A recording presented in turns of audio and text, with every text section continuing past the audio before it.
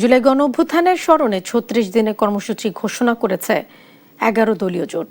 বৃহস্পতিবার লিয়াজো কমিটির বৈঠক শেষে জামায়াতের কেন্দ্রীয় কার্যালয়ে প্রেস ব্রিফিংয়ে ঐক্যের সমন্বয়ে হামিদুর রহমান আজাদ বলেন, এসব কর্মসূচির তিনি ঘোষণা দেন। কর্মসূচির মধ্যে রয়েছে ১ থেকে ১৫ জুলাই সব জেলা ও মহানগরে সেমিনার, ২৩ থেকে ২৫ জুলাই চিত্র ও গ্রাফিতি অঙ্কন এবং স্মৃতিচারণমূলক সমাবেশ। এছাড়াও ৫ আগস্ট সারা দেশে বিক্ষোভ সমাবেশ করবে ১১ দল। হামিদুর রহমান আজাদ বলেন, জুলাই গণঅভ্যুত্থানের পক্ষে গণসচেতনতা বৃদ্ধি, চলমান আন্দোলন জোরদার এবং ফ্যাসিস্ট আমলে হওয়া গুম খুনের বিচার নিশ্চিতের করাই এসব কর্মসূচির মূল দাবি।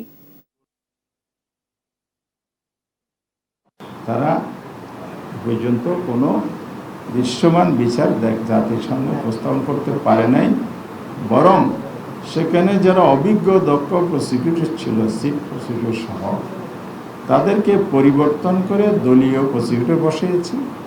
বিচার কাজকে বিলম্ব করা হয়েছে।